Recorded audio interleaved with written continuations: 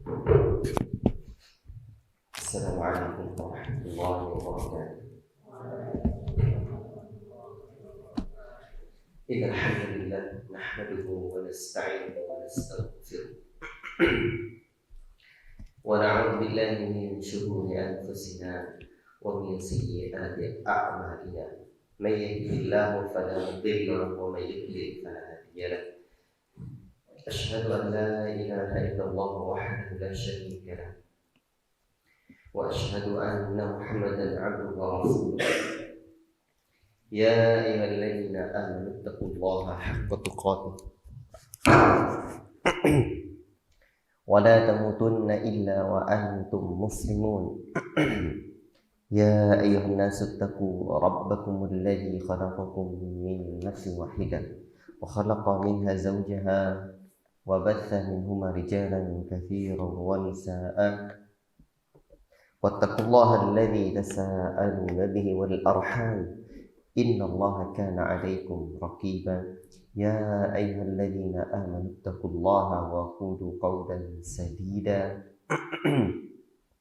yuslih lakum a'malakum wa yaghfir lakum dhunubakum wa may yuti'illaha wa rasulahu faqad faza fawzan 'azima.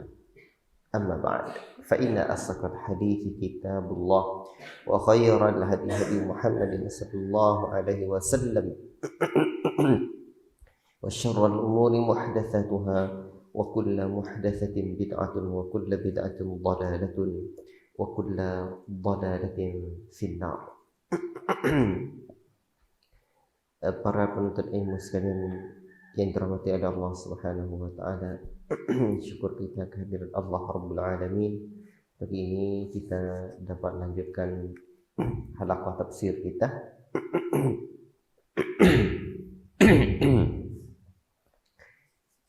Pertemuan sebelumnya kita masih membahas tentang pengertian Al-Quran Al-Karim dan tepatnya pada pembahasan sungguhnya Al-Quran itu adalah kalam Allah yang diturunkan kepada Nabi.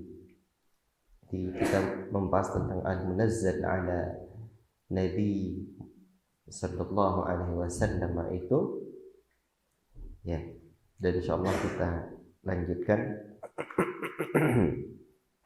Al-Quran Al-Karim al-maktubu fil masahifi, tertulis di dalam mushaf.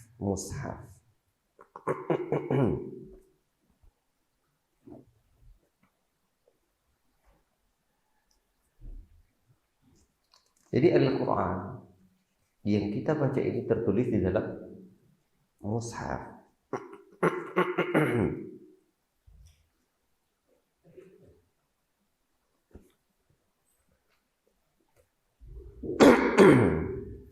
Maka untuk itu pada kesempatan ini al-maktubu fil masahif ini tentang ditulisnya Al-Quran,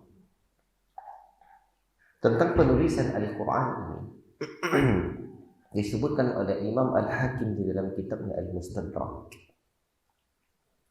Beliau mengatakan Al-Quran telah terhimpun, yakni telah tertulis dalam 3 tahapan. Satu, penulisan Al-Quran pada masa Rasulullah sallallahu alaihi wasallam. Ya, Al-Quran turun, kemudian pada masa Rasulullah juga ada penulisan.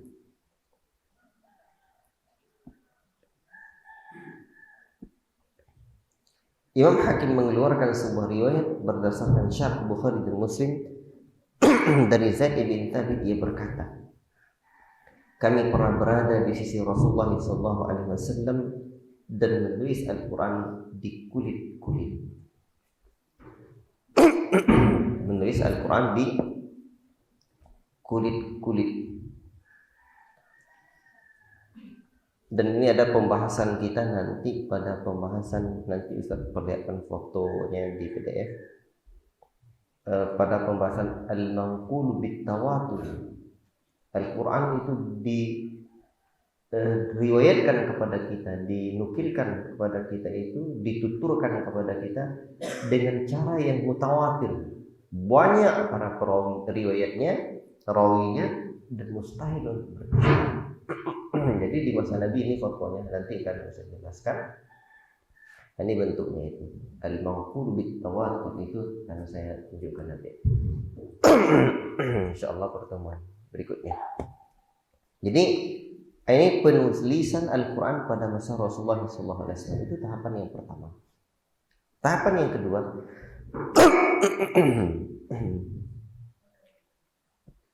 Al-Imam Al-Bukhari, penulisan Al-Quran pada masa Abu Bakar. Penulisan Al-Quran pada masa Abu Bakar.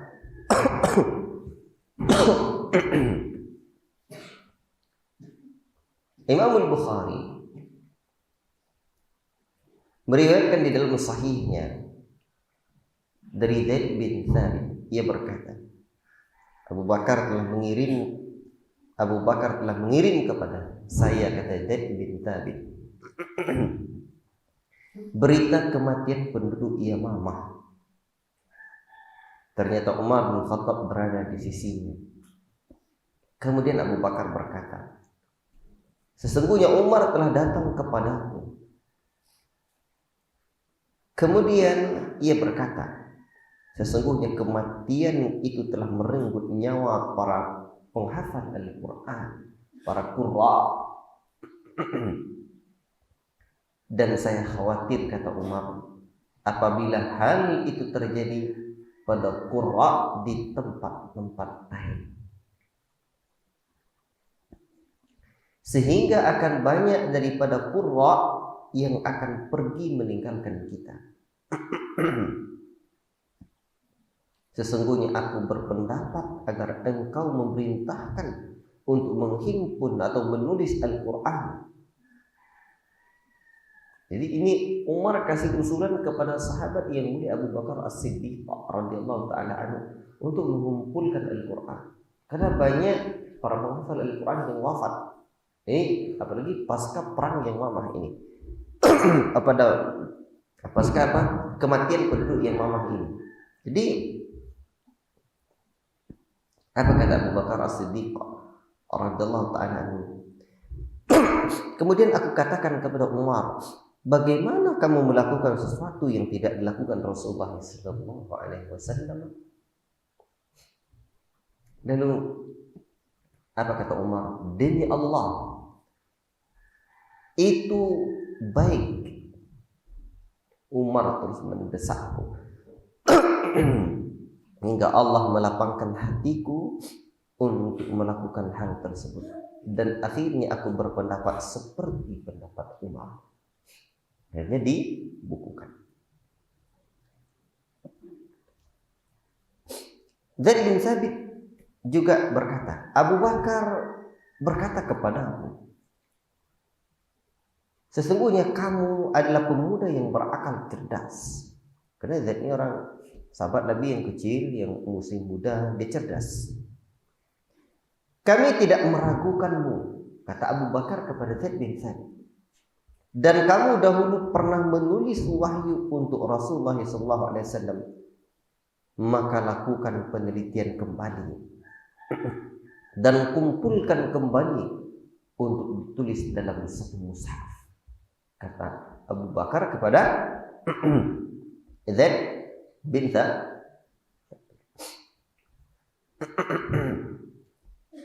Aku berkata, kata Zaid, bagaimana mungkin kalian berdua melakukan sesuatu yang tidak dilakukan Rasulullah SAW? Demi Allah, seandainya mereka menugaskanku untuk mengangkat gunung dari gunung-gunung yang ada, maka hal itu tidak lebih berat daripada apa yang diperintahkan kepadaku untuk menghimpun Al-Quran. Gunung, disuruh mengangkat gunung, kata dia. Anda begitu berat daripada perintah ini. Abu Bakar lanjut berkata, demi Allah, kata Abu Bakar,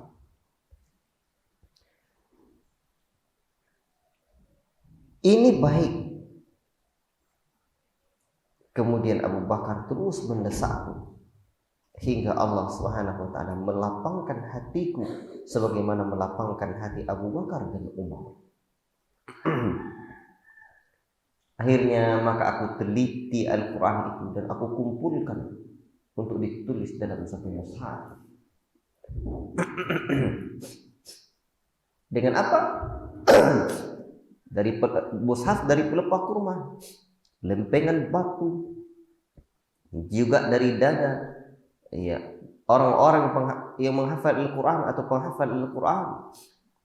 Aku mendapatkan akhir surah At-Taubah pada Abu Huzaimah Al-Ansari yang tidak aku dapatkan pada yang lainnya. Ini laqad ja'akum rasulun min anfusikum itu. Hingga akhir surat. Maka akhirnya jadilah mushaf itu berada di tangan Abu Bakar hingga wafat. Manakala Abu Bakar wafat,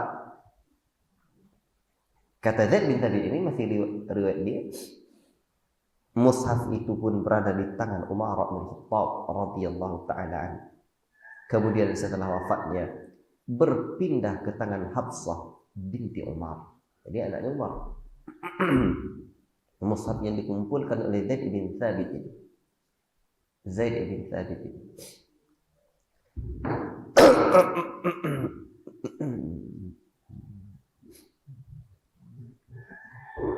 Imam Abu Daud mengeluarkan sebuah riwayat di dalam kitabnya Al-Masahif. Beliau dengan sanad hasan dari Abdi Khair ia berkata, aku pernah mendengar Ali berkata, manusia yang paling besar pahalanya dalam masalah mushaf adalah Abu Bakar. Semoga Allah merahmati beliau, selalu menyertai Abu Bakar. Dialah yang pertama kali menghimpun Al-Quran dengan cara nih. Baik. Ini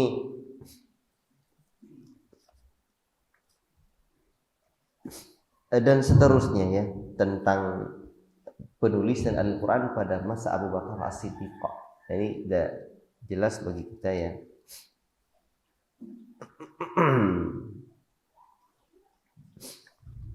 Itu yang pengumpulan yang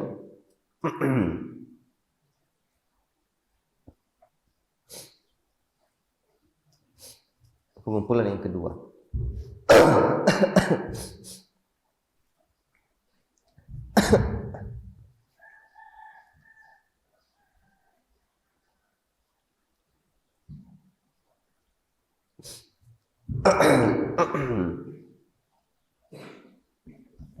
Yang ketiga, penulisan Al-Quran pada masa Uthman bin Affan radhiyallahu ta'ala. Imam Hakim berkata, periode penulisan Al-Quran yang ketiga adalah penerbitan surat-surat pada masa Uthman bin Affan.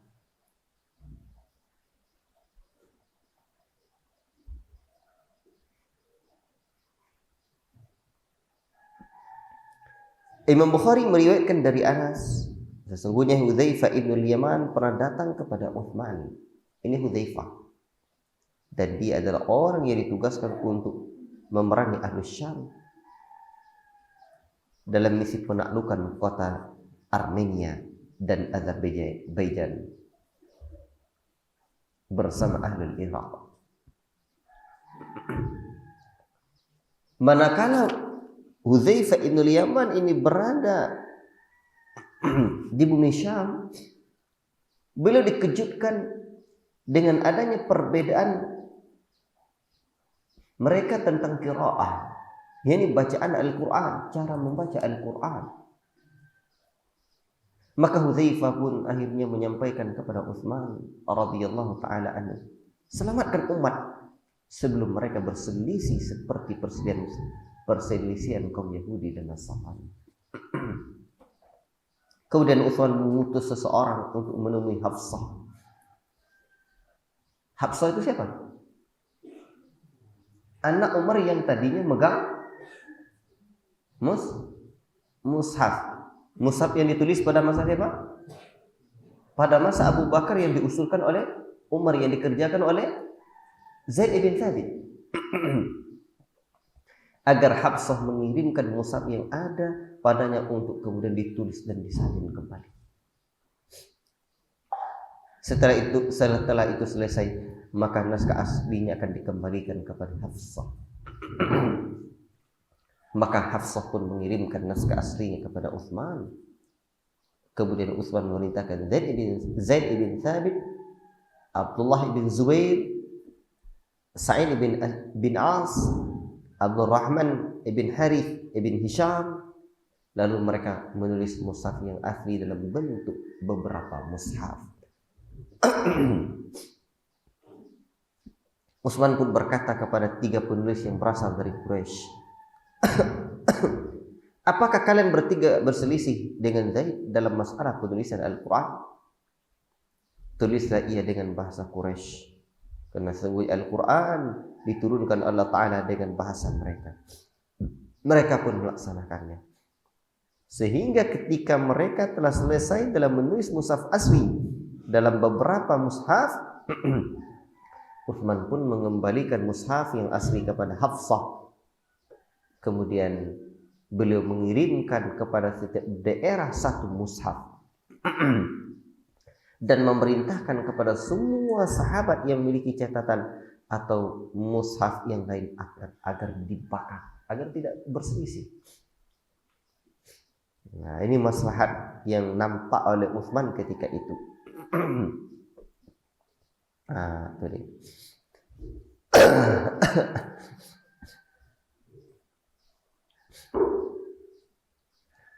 Bahkan penulisan Al-Quran ini berat. Tapi memang Al-Quran ini dijaga oleh Allah. Ini contohnya. Zaid ini pernah berkata begini, aku pernah kehilangan 1 ayat dari surat Al-Ahzab ketika kami sedang menulis mushaf. Jadi tidak nampak lagi. Mana dia? Padahal aku telah benar-benar mendengar Rasulullah SAW pernah membaca ayat itu. Aku pun berusaha mencarinya sehingga aku mendapatkan ayat itu pada Huzaimah bin Thabit al-Ansari, yaitu minal mu'minina rijalun sadaqu ma. Ya, dan seterusnya dalam soal azab ayat yang ke-23 itu.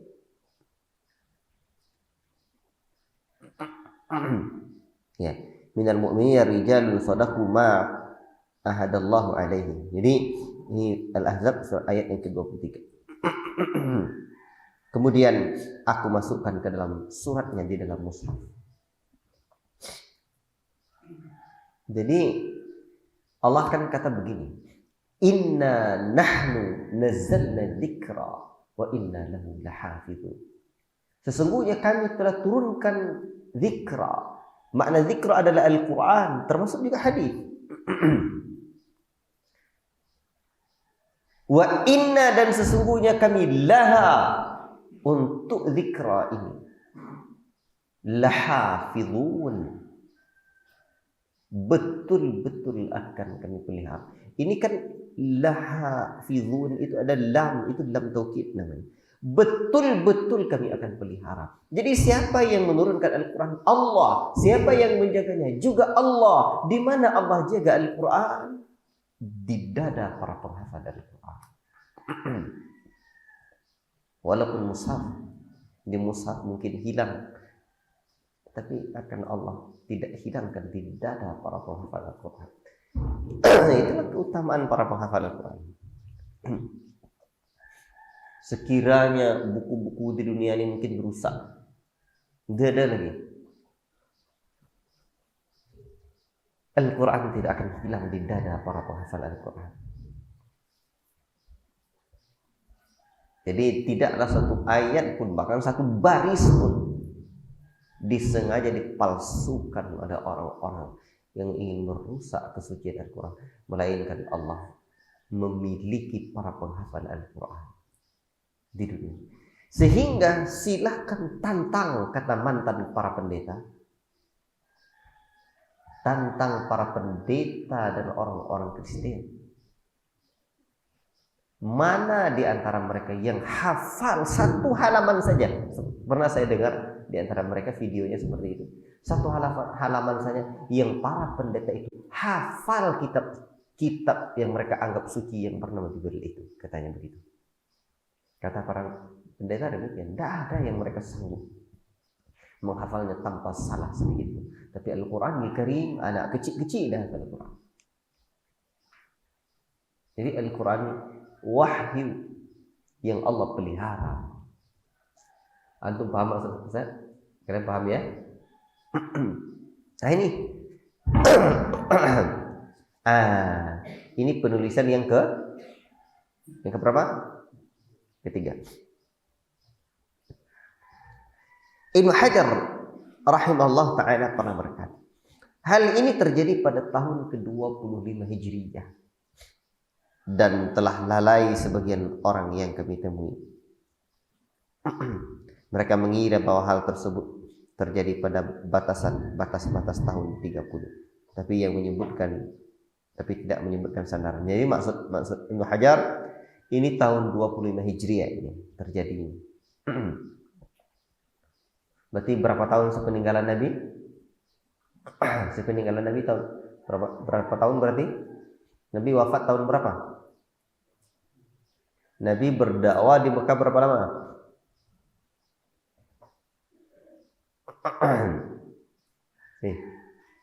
Nabi berdakwah 13 tahun di Mekah. Di Madinah 10 tahun. Tahun sebelum lah Nabi wafat. Berarti 15 tahun setelah Nabi meninggal dunia.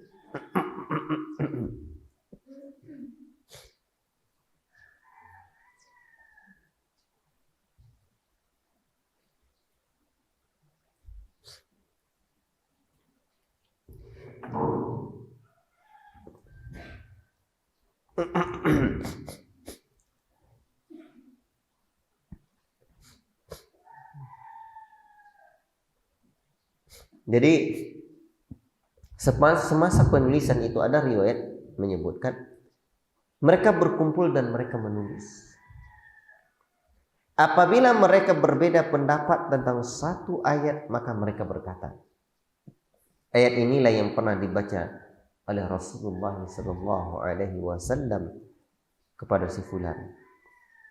Kemudian diutus seseorang kepadanya dalam jarak yang cukup jauh dari Madinah. Kemudian dikatakan kepadanya, bagaimana Rasul membacakannya kepadamu ayat ini dan ayat itu? Orang itu menjawab, ya, ayat ini dan ayat itu. Mereka mencatatnya dan menyediakan tempat khusus untuk itu. Jadi berat. Jadi di zaman Utsman radhiyallahu taala anhu ini dikarenakan banyaknya perbedaan di tengah-tengah kaum muslimin tentang berbagai cara membaca Al-Quran, sehingga mereka membacanya dengan qiraah dan istilah mereka masing-masing. Dan ini dapat menyebabkan sebagian mereka menyelisih sebagian yang lainnya, sehingga dikhawatirkan terjadi kekacauan di antara mereka. Jadi Utsman menulis kembali lembaran-lembaran itu dalam mushaf, dan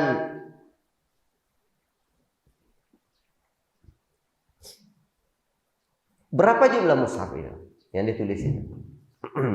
Yang dikirimkan oleh Khalifah Utsman itu berapa? Nah, ini juga disebutkan oleh Imam As-Suyuti dalam Al-Itqan fi Ulumil Quran ini. Kata Imam As-Suyuti begini, telah diperselisihkan oleh para ulama tentang jumlah mushaf yang dikirimkan oleh Khalifah Utsman ke berbagai wilayah dan negeri Islam itu. Tetapi berdasarkan pendapat yang masyhur, kata Imam As-Suyuti, ada 5 mushaf. Dan menulisnya itu berat ya. Bayangkan itu tanpa komputer, berapa ketebalannya itu.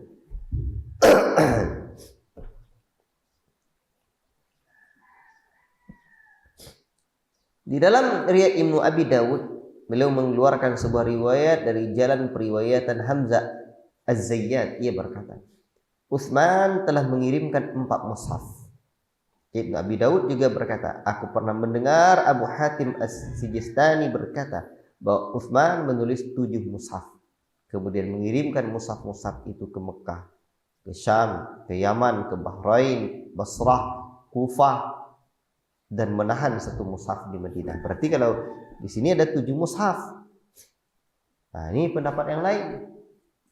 Namun yang masyhur ada 5, tapi ternyata ada yang berpendapat ada 7 mushaf.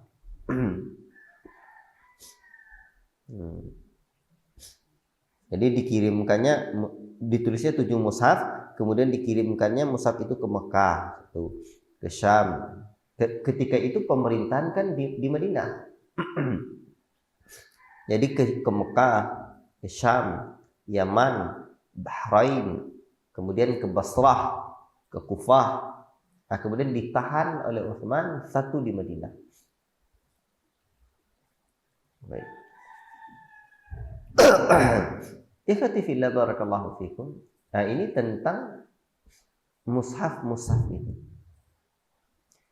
Cuman di sini memang berlaku khilaf yang panjang di kalangan ahli ilmu, saya lihat.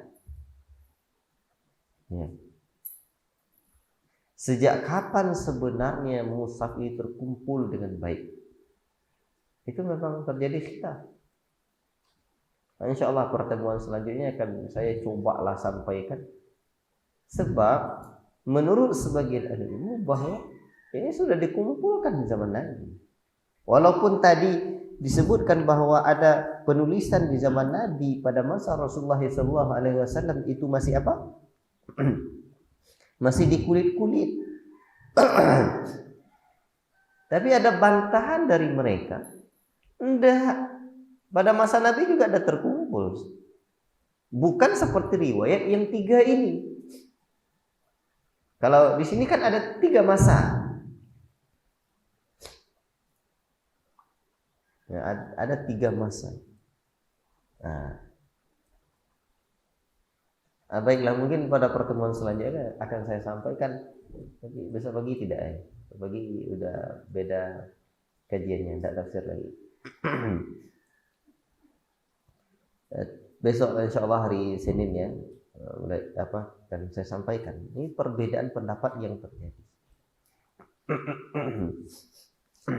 Bayangkan itu. Ini perbedaan ini bukan sekarang saya sampaikan. Kita kembali ke hal ini. Bayangkan jika riwayat ini adalah riwayat yang kuat, betapa beratnya mereka menyusun itu. Belum lagi menyusun tentang urutan-urutan ayat, urutan-urutan surat.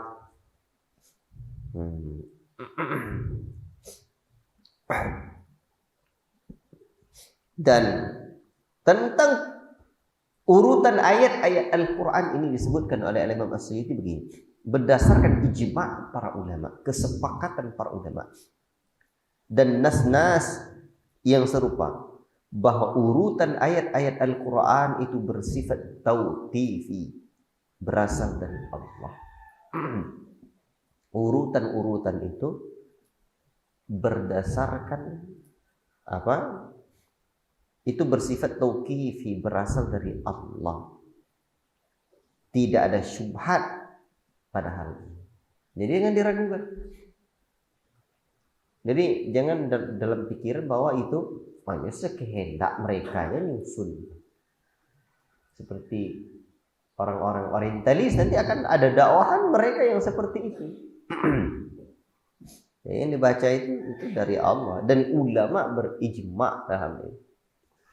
Nabi kan sudah sebutkan bahwa umat ini tidak akan berijma' di atas satu kesesatan. Tidak. Umat ini apabila mereka telah berijma', maka itu adalah mengandung sebuah hujah yang kuat.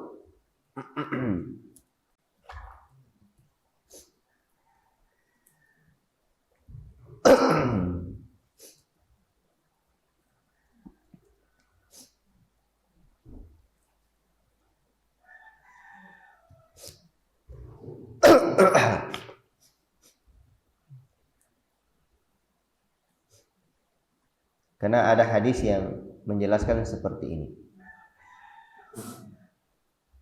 Ini tentang ijma'.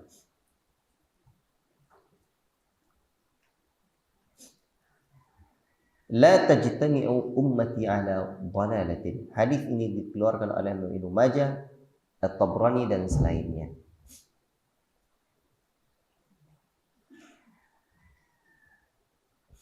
Namun sebagian ahli ilmu yang mengatakan hasanah ini dhaif.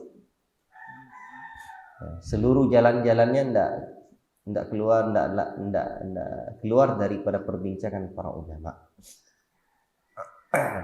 Bahkan ada Imam Nawawi juga menyebutkan. Namun apabila memang telah terjadi ijma, ini kan hadisnya secara hadisnya sanadnya adalah dhaif.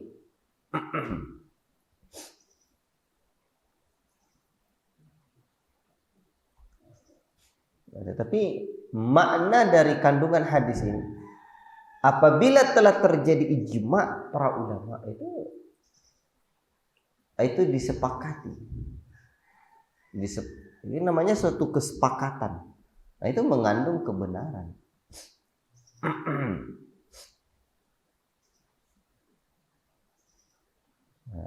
Sehingga sebagian menafsirkan inna ummati la tajtami'u ala dhalalati. Sesungguhnya umat itu tidak berkumpul dalam kesesatan, yakni kekufuran, kefasikan atau kesalahan di dalam ijtihad mereka.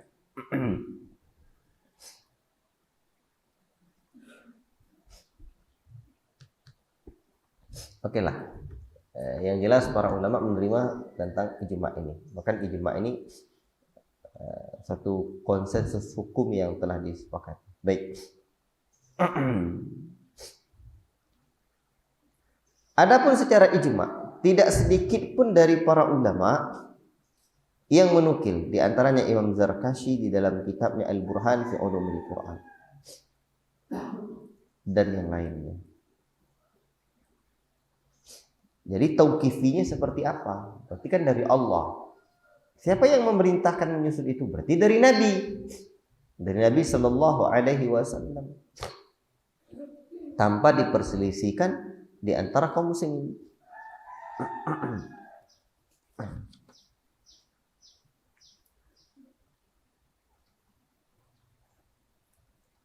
Apa dalilnya? Tentu dalilnya. Nah, yang pertama kata Al-Imam As-Suyuti bahwa hadis zat yang telah berlalu. Kami di sisi Nabi menulis Al-Quran di atas kulit-kulit kering. Jadi zat itu di masa Nabi juga menyusun Al-Quran. Jadi kulit-kulit kering.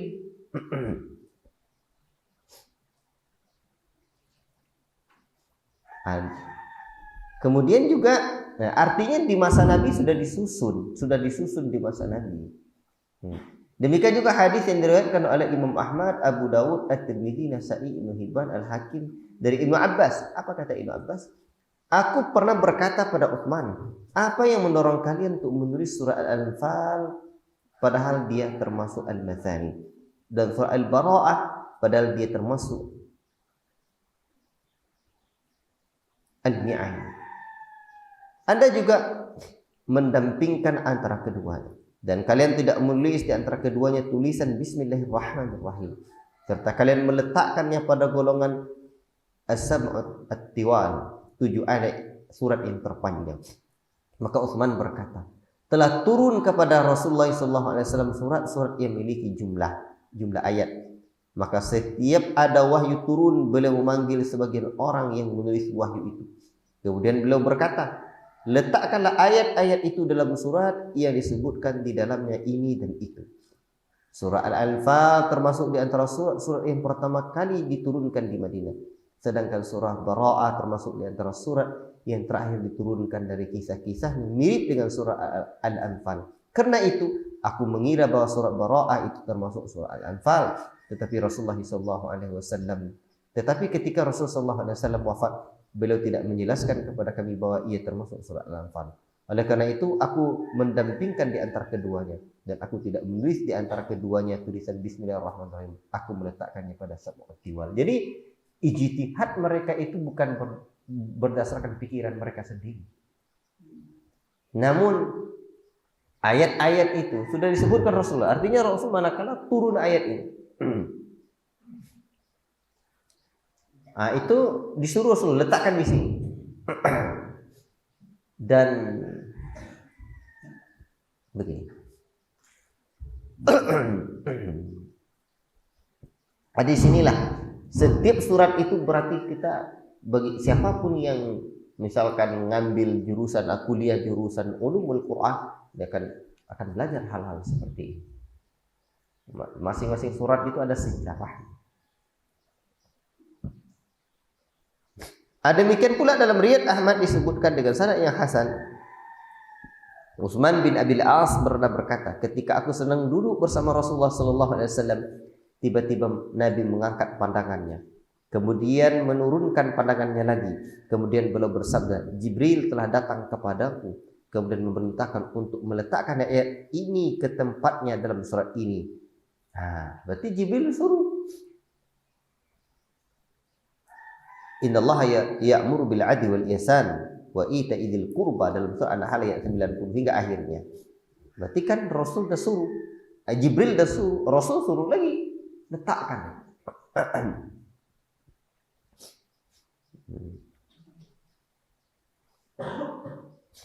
Demikian pula dalam riwayat Imam Bukhari dari Ibnu Az-Zubair, ia berkata, saya pernah berkata kepada Utsman, ayat walladzina yatawaffawna minkum wa yadharuna azwaja, dalam surah Al-Baqarah ayat 240, itu telah dinasah, telah dihapus dan ayat yang lain oleh ayat yang lainnya. Tetapi mengapa engkau tetap menulisnya dan tidak engkau tinggalkan? Utsman berkata, hai anakku, saya tidak berhak mengubah sesuatu yang ada dalam Al-Quran dari posisi atau tempatnya. Jadi tetap, jadi mereka tidak mengarang-arang sendiri. Dan itulah bukti cara Allah, sunnatullahnya, bagaimana menjaga Al-Quran itu. Sebenarnya cukup bagi kita bahwa ayat inna nahnu nazzalna dzikra wa inna lahu lahafizun, itu sesungguhnya kami yang turunkan Al-Quran dan kamilah yang peliharanya. Kalau Allah dah sebut pelihara, tapi kita tahu sejarahnya dan ilmu.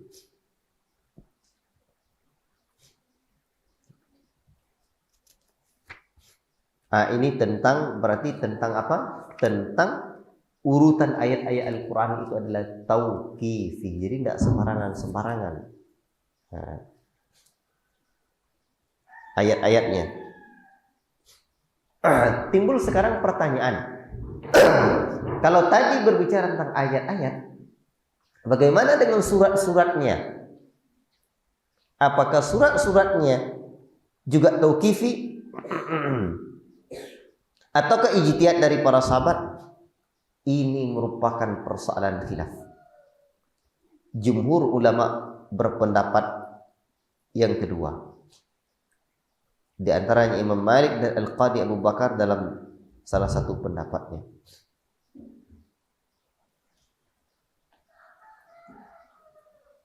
Ibnu Faris mengatakan dalam Jam'ul Quran itu ada dua macam. Pertama, menyusun surat-surat, seperti mendahulukan 7 surat yang panjang, kemudian mengiringnya dengan surat yang agak lebih pendek, surah Al-Mi'ain. Hal seperti ini dilakukan oleh para sahabat. Adapun yang kedua, menghimpun ayat-ayat dalam surat Al-Quran. Ini adalah tauqifi, dan ini yang dilakukan oleh Nabi SAW sebagaimana diperoleh dari Jibril, dan Jibril dari Allah Subhanahu wa taala. Jadi berarti kalau seperti itu, kalau ayatnya itu tauqifi, walaupun khilaf di kalangan para ulama, tapi kata Imam Suyuti, di antara dalil yang menunjukkan bahwa urutan surah-surah Al-Quran itu merupakan ijtihad para sahabat adalah adanya perbedaan mushaf para sahabat itu sendiri dalam urutan surat-suratnya. Karena sebagian mereka ada yang menyusun urutan-urutannya berdasarkan tertibus nuzul, yakni urutan turunnya, seperti Mushaf Ali yang permulaannya adalah surat Iqra, kemudian Al-Mudaththir, kemudian surat Nun, kemudian Al-Muzammil, kemudian Tabbat, kemudian At-Takwir, seperti itulah hingga akhir Al-Makki dan Al-Madani. Sedangkan mushaf Ibnu Mas'ud dimulai dengan surah Al-Baqarah, kemudian An-Nisa, kemudian surah Ali Imran. Ini sangat berbeda dengan mushaf Ali. Demikian juga dengan mushaf Ubay bin Ka'ab dan mushaf sahabat yang lainnya. Jadi ada beberapa mushaf sahabat. Ibnu Ashtah di dalam kitabnya Al-Masahib mengeluarkan sebuah riwayat dari Ismail ibn Iyas, dari Hibban ibn Yahya, dari Abu Muhammad Al-Quraisy. Ia berkata, Utsman pernah memerintahkan kepada mereka agar meneliti surat-surat yang panjang. Maka surat Al-Anfal dan At-Taubah diletakkan pada 7 surat yang panjang dan tidak dipisah di antara keduanya dengan Bismillahirrahmanirrahim.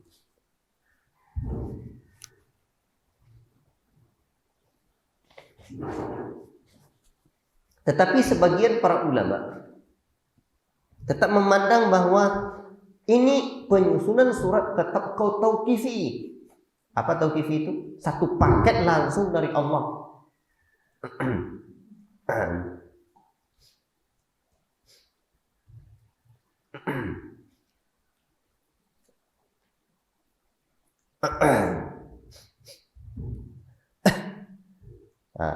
Di antaranya adalah Al-Qadi Abu Bakar dalam salah satu pendapatnya. Al-Kirmani di dalam Al-Burhan mengatakan urutan surat-surat Al-Quran demikianlah adanya seperti apa yang ada di sisi Allah di Lauhul Mahfuz. Dengan urutan demikian itu juga berdasarkan itulah Nabi SAW mentashih bacaan beliau kepada Jibril setiap tahun pada tahun ketika Rasulullah SAW wafat. Beliau membetulkan bacaannya kepada Jibril 2 kali, dan yang terakhir turun adalah wattaqu yawman turja'una fihi ila Allah. Itu kan terjadi perbedaan pendapat. Maka Jibril memintakan kepada Nabi untuk meletakkan ayat tersebut di antara ayat riba dan ayat dain. Jadi ini katanya gitu, dalilnya gitu. At-Tibi menyebutkan Al-Quran pertama kali diturunkan secara jumlah sekaligus dari Lauhul Mahfuz ke langit dunia, kemudian diturunkan secara terpisah sesuai dengan kemaslahatan, kemudian ditetapkan di dalam mushaf berdasarkan susunan yang ditetapkan di Lauhul Mahfuz. Jadi menurut At-Tibi ini Al-Quran turun dari Lauhul Mahfuz ke langit dunia ini secara sekaligus. Dari langit dunia ke dunia ini itu sesuai dengan kebutuhan. Namun manakala disusun, kata At-Tibi, itu sesuai lagi apa yang ada di Lauhul Mahfuz. Bisa dipahami? Itu kan pendapat yang kedua. Jadi ini tauqifi, memang dari Nabi.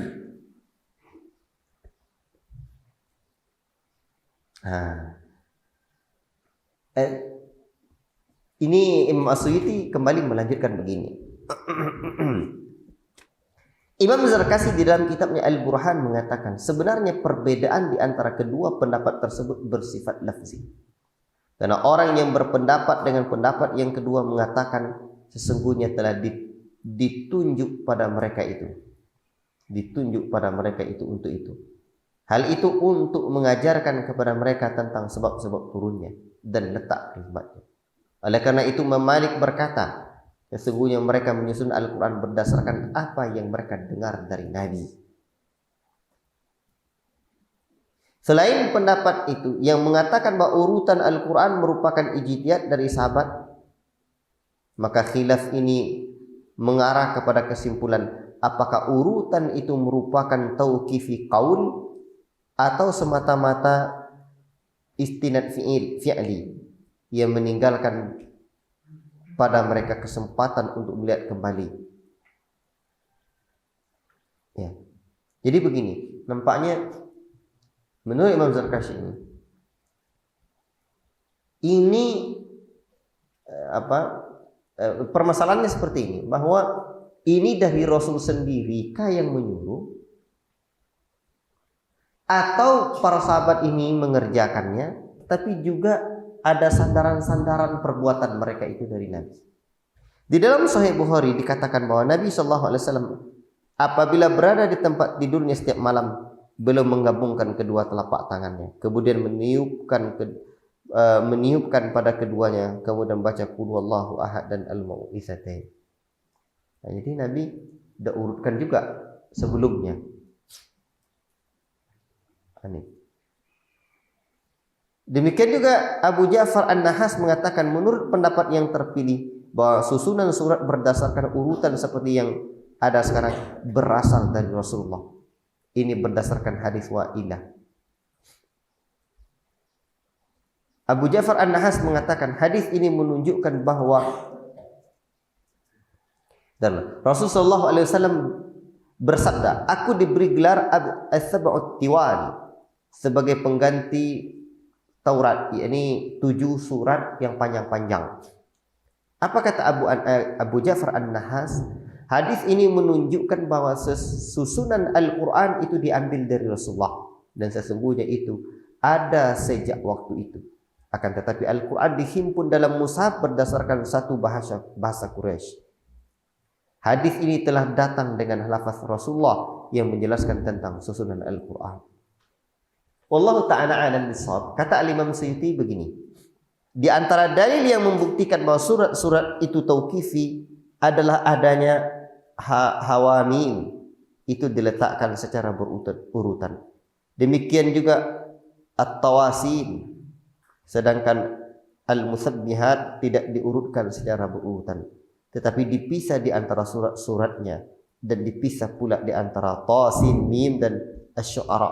Tasin mim al-fassas dengan tasin. Padahal ia lebih pendek daripada keduanya. Seandainya urutan itu bersifat ijtihadi, misalnya disebutkan al-musabbihat itu secara berurutan dan tasin akan diakhirkan dari surah Al-Fassas. Pendapat yang membuat dada kita lega, kata Imam As-Suyuti, adalah yang disampaikan oleh Imam Baihaqi, yaitu bahwa tertib urutan seluruh surat dalam Al-Quran itu adalah tauqifi, kecuali Bara'ah dan Al-Anfal. Dan tidak sepantasnya bahwa bacaan Nabi SAW atas beberapa surat secara umum dijadikan sebagai dalil menunjukkan urutan-urutan surat itu juga. Karena itu tidak ada hadis-hadis tentang bacaan Nabi SAW mengenai surah An-Nisa sebelum surah Ali Imran. Karena urutan surat-surat dalam bacaan salat itu tidak menjadi suatu kewajiban. Kalaupun Nabi SAW melakukannya, maka itu menjelaskan bahwa itu boleh. Jadi, adapun dibaca di dalam salat, beda lagi ceritanya. Nah, cuman yang jelas pendapat yang melegakan dada, kata Al-Imam As-Suyuti rahimahullahu ta'ala, wallahu ta'ala a'lam, bahwa pendapat yang paling melegakan hati adalah ayat-ayatnya adalah tauqifi dan surat-suratnya juga tauqifi. Apa makna tauqifi? Satu paket yang berasal langsung dari Allah atau berasal langsung dari Allah Subhanahu wa taala. Wallahu taala a'lam bishawab. Ini penting, ini juga dipelajari karena kita adalah para penuntut ilmu. Wallahu taala a'lam bishawab. Sallallahu alaihi wasallam ala nabiyina Muhammad wa ala alihi washabihi ajma'in. Wassalamu alaikum warahmatullahi wabarakatuh.